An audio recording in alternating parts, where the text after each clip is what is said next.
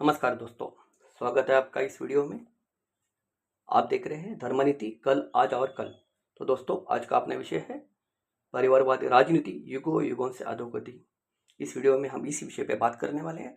जब जब परिवारवाद को बढ़ावा मिला है, वो पुरान कालों से लेकर आज तक, तब तक या तो वो राज्य करते या वो समाज तकलीफ में आया है। उदाहरण के तौर पे हम लोग रामायण काल का एक प्रसंग और महाभारत काल का एक प्रसंग देख लेंगे और समझ लेंगे। जैसे कि रामायण काल में हम देखते हैं कि राम को वनवास हुआ 14 साल का। राम जब वनवास के लिए निकल गए, तभी उनका भाई भरत जो ननिहाल गया था वापस आए।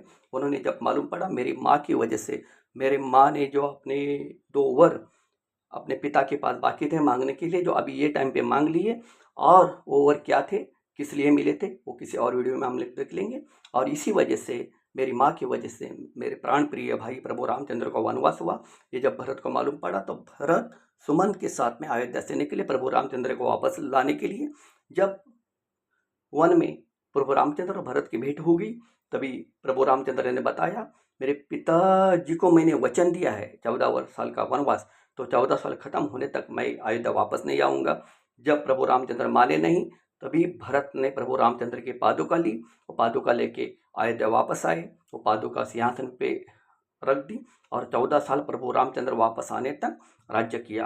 ये तो अच्छा था कि रामायण काल में भरत था। अगर रामायण काल में दुर्योधन होता था, तो ये जो महाभारत है वो द्वापर में नहीं त्रेता में हो जाती थी। तो बस कई के हर्षवाद से ये रामायण हो गई। आपको तो सबको ज्ञात है कि, लेकिन भरत का स्वभाव विशेष ये एक है कि कई ने भरत के लिए राज्य मांगा था।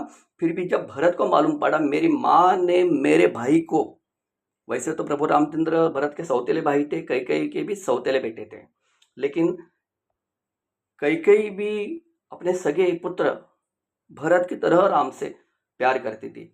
लेकिन बात यह है कि कई के जो दासी थे मंथरा, उसने कई को बहलाया और इसकी वजह से कई का मन बदली हुआ। तो ये ऐसी जो मंथरा है ना, संसार में हर कुटुंब में, हर समाज में वो यहाँ पे वास्तव करती है। हमें सिर्फ देखना चाहिए। इस अगर हम पहचान लिए मंथरा को, तो समाज में अनेक वैसे प्रसंग हैं तो होने से बच सकते हैं। तो चलो ठीक है। तो भरत ने क्या किया, अपने माँ को दूषण दिया। एक जगह पे माँ को दूषण लगाते हुए भरत कहते हैं माता नो तो वैरिणी, माता नो तो वैरिणी।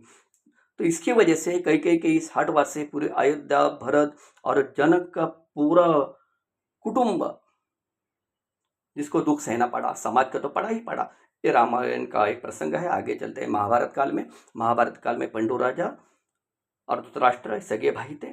धृतराष्ट्र और गांधारी के 100 पुत्र, कौरव, जिनको कौरव बोलते हैं हम लोग, और पांडु, कुंती और माद्री के 5 पुत्र, जिनको पांडव कहते हैं।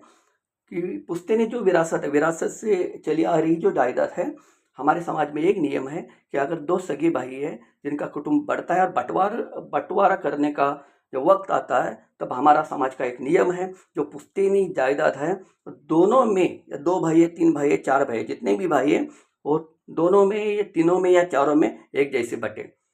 तो जब हस्तिनापुर के भीष्माचार्य, विदुर, द्रोणाचार्य, कृपाचार्य, ये महाधुरंधर थे राजनीति के भी, और ये राज से जुड़े हुए भी, उन्होंने जब बताया कि हस्तिनापुर का बंटवारा हो जाए, तभी कौरवों ने ना कहा।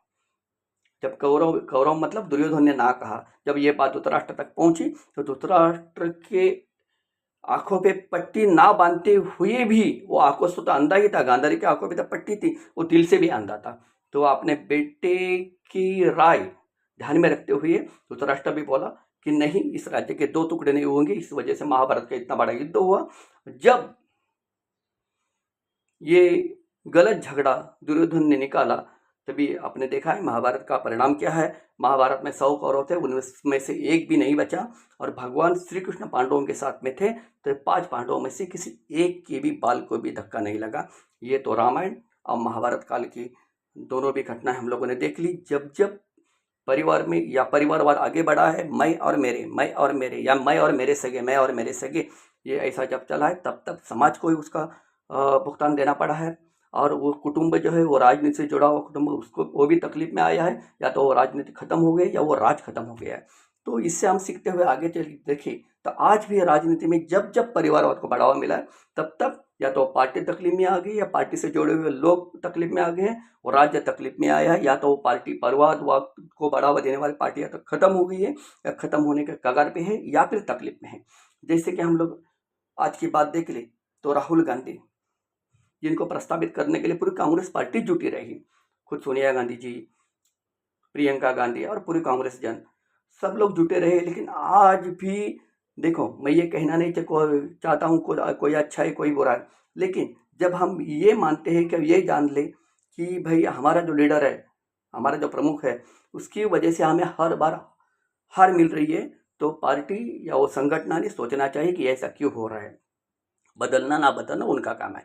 तो जब कांग्रेस में राहुल गांधी को प्रस्तावित करने के लिए आज कांग्रेस हर प्रदेश में ढूंढनी पड़ती है। आगे चल के क्या होगा देखा जाएगा। महाराष्ट्र के गद्दावर नेता शरद पवार जी पॉलिटिक्स में, सेंट्रल पॉलिटिक्स में 1978 से सक्रिय थे। उन्होंने कांग्रेस से अलग होकर अपने राष्ट्रवादी कांग्रेस पार्टी स्थापन की। उसके बाद में वो खुद, उनके भतीजे अजित पवार जी, बेटी सुप्रिया सुळे, अभी रोहित पवार, योगेंद्र पवार, ये सब पवार फैमिली से जुड़े हुए लोग राजनीति में हैं। और पवार साहब ने जो अपनी राष्ट्रवादी पार्टी स्थापन की थी, उसकी आज क्या हालत है आप देख ही रहे हैं। उसके बाद में देख ले महाराष्ट्र के एक महान व्यक्तित्व बाला साहब ठाकरे, उन्होंने स्थापन की हुई शिवसेना। और शिवसेना में जब बाला साहब ठाकरे के बाद में उद्धव ठाकरे प्रमुख बने, उद्धव ठाकरे प्रमुख बनने के बाद में जब पार्टी चली आ रही थी, एक टाइम पे मौका आया, उद्धव ठाकरे जी मुख्यमंत्री बन गए। मुख्यमंत्री बनने के बाद में जब पहली बार में ही चुना हुआ उनका बेटा आदित्य ठाकरे, उनको ही उन्होंने मिनिस्टर किया, जबकि पार्टी में 4-4, 5-5 बार, 3-3 बार, 2-2 बार चुन के आए हुए एमएलए थे। तो बाद में कुछ गुट नाराज हुआ, वो अलग हो गए। ये स्टबराज की स्टोरी आपको मालूम है। मैं ये कहना नहीं चाहता हूँ, मैं ये कहना चाहता हूँ परिवारवादी राजनीति जब जब हावी होती है, तब तक या वो पार्टी, वो समाज या उससे जुड़े हुए लोग तकलीफ में आते हैं।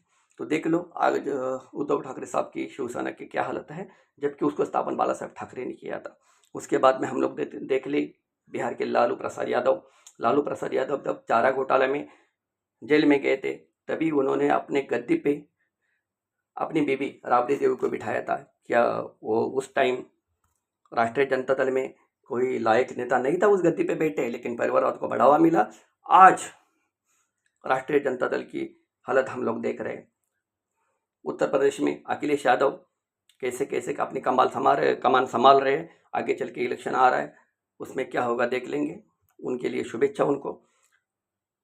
यहाँ पे पश्चिम बंगाल में ममता दीदी, जिसने तृणमूल कांग्रेस से अलग होकर ही तृणमूल कांग्रेस बनाई, और पूरे भारत की जो भी बड़ी बड़ी पार्टियां है उसमें से सबसे गद्दावर नेता, लड़ाऊ नेता अगर ऐसी किसी की पहचान है तो ममता बनर्जी की है।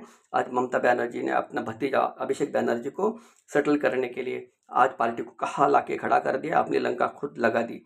मैं ये कहना चाहता हूँ, या ऐसे अनेकों उदाहरण हम देख सकते हैं पुराने कालों में भी, रामायण महाभारत काल से लेकर आज तक। लेकिन मैं ज़्यादा वीडियो की लेंथ ना हो जाए इसके लिए यहीं पे रुकता हूँ। और इस वीडियो में भी किसी को सलाह नहीं दे रहा हूँ, मशवरा नहीं दे रहा हूँ। अगर मेरे बात से अगर किसी को ठेच लगी, किसी को बुरा लगा, तो उसके लिए माफ़ी चाहता हूँ। लेकिन मैं ये कहना चाहता हूँ कि जब जब परिवारवाद को बढ़ावा मिला है, तब तक पुराने काल से लेके आज वर्तमान तक, या उससे जो पार्टी से जुड़े, वो समय से जुड़े हुए लोग, वो राज्य तकलीफ में आ गए हैं। जब से परिवारवाद को बढ़ावा मिला है, तब उसकी तकलीफ सबको सहनी पड़ती है।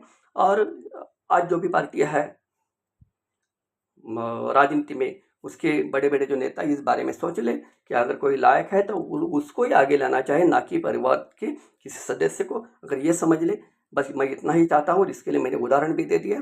बस आज के वीडियो में इतना ही। अगर किसी को बुरा लगा तो उसके लिए फिर से एक बार माफ़ी मांगता हूँ, और मिलेंगे अगले वीडियो में।